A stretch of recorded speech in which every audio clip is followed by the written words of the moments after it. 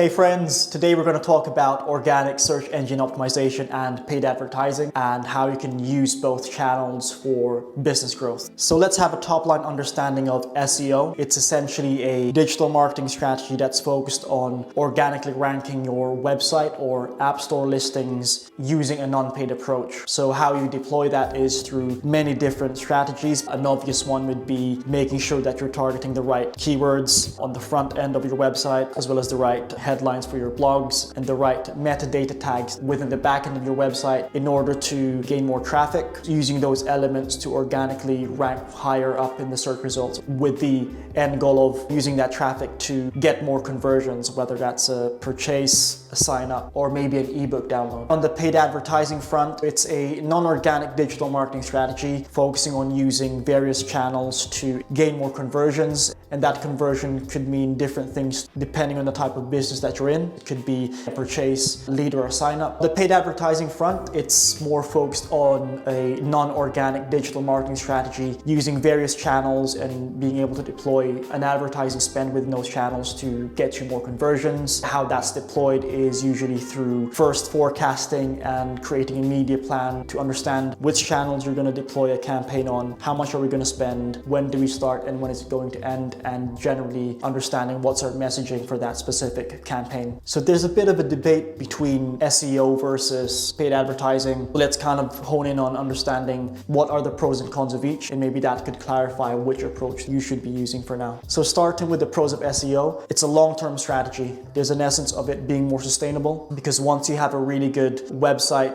you're ranking organically for the right keywords, your blog is on top of the organic search results, and people are actually reading it, that can be repurposed again and again. Even if you created the specific content a year ago, if it's doing really well, 2 years down the line, you might still get traffic and conversions from that specific blog without paying an extra penny. So there's a sustainable aspect to SEO. The second aspect of SEO, which isn't talked about too much, is that it's very inbound focused, so inbound marketing versus outbound. And a lot of the public, in my opinion, would rather be sold to in a way that's more inviting, where the business actually welcomes you into their world. You do that by providing value. In this case, 90% of the time it might be content, it might be a specific offer, it might be a branding campaign that's focusing on the positive aspects that your business is providing, versus how traditional marketing usually is, which is about outbound, aggressive, buy our product now. A lot of audiences are a lot smarter now, so there's a lot more factors into how they make a decision. And I think SEO is very much on the borderline of inbound marketing, so there's a more of a welcoming and friendly aspect to it. And the final pro of search engine optimization is that it's very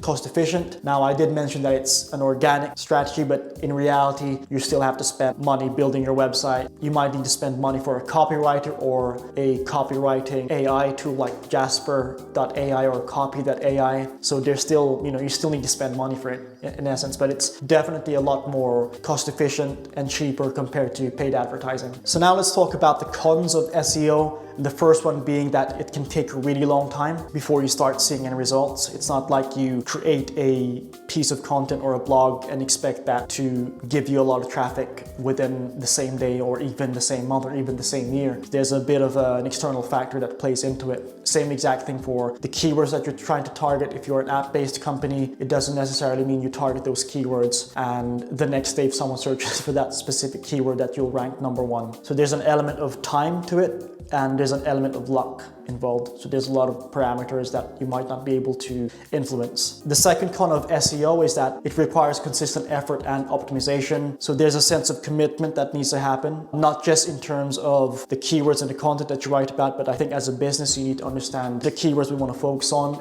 This is what's relevant to our proposition as a business. Let's double down on these, make sure that it's portrayed in all of our marketing campaigns. The final con of SEO is that, as I mentioned earlier, there are external factors involved that isn't in your control. And what I really mean by that is that it's very heavily reliant on algorithms and models. So if you think of Google search engine, for example, they have algorithms that decide whether a specific website should actually rank on the first page of Google or even rank organically as #1. Some of those aspects you can't influence, some aspects you can influence, and that can be for another video. But generally speaking, there are factors that are outside of your control. So just to summarize the cons of SEO, it takes time and luck. It requires consistent effort and optimization. And then finally, that there are external factors outside of your control. Let's move on to paid advertising. So the pros of paid advertising is that you can get results pretty instantaneously, pretty immediately. Once you set up a campaign, you switch the campaign live, within the same hour, within the same day, you'll start seeing results. It might not be the results you want, but you'll get results pretty fast. The second pro of paid advertising is that it's very customizable. So there's a lot of parameters you can influence and change, whether that's your audience targeting, that's your messaging, that's the demographic or locations that you want to target. There's really an aspect of personalization to it. And the final pro of paid advertising is that it's very flexible, whether that's on the budget front or the ability to switch things on and off. You've got that option and it takes a second to make those changes. So for example, if you're a business within the e-commerce direct-to-consumer space, you know Black Friday is coming up, you might want to upweigh your daily spends or your spend in general to be more competitive in the auction. You can do that within an instant, and then you can downweight your budgets post-Christmas when people aren't necessarily looking to buy. Moving on to the negatives of paid advertising. First of all, it's that it can get very expensive, especially if you're in a business that's quite competitive, especially in the B2B space. If you understand advertising fundamentally, it's an auction.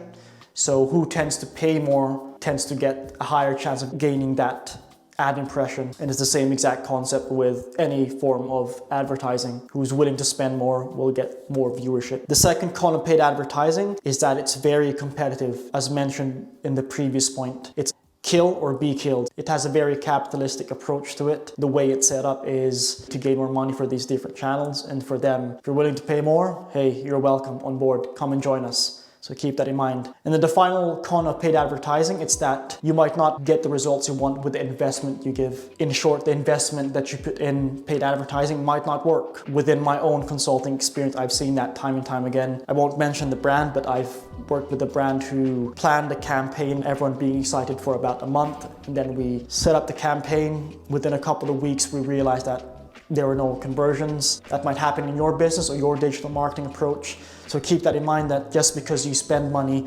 doesn't necessarily mean that you gain the results you want as a business. There's a really good point I'd like to share. If you're a new business or you're creating a campaign that you've never quite launched before, don't be afraid to pay money for that, because a lot of what you're paying for is actually data, or more importantly, what you're really paying for is insights. And insights is invaluable as a business, especially if you're in the kind of startup scale-up phase. You want to gather as much insight as possible to help you improve your product, services, and your messaging as well, and understanding which channels work and which channels don't work. What you're paying for at the beginning is actually that insight. It's almost like a consultation aspect in many ways. So in the beginning of the video, I've mentioned that there's a debate between SEO and paid advertising, which channel you should use. But let me change your paradigm and say that you can actually make both channels work together, or make both teams work together. And I'll share some practical examples of how to do that. There's a couple of ways to make SEO and paid advertising work together. And the first one is on the SEO side, making sure that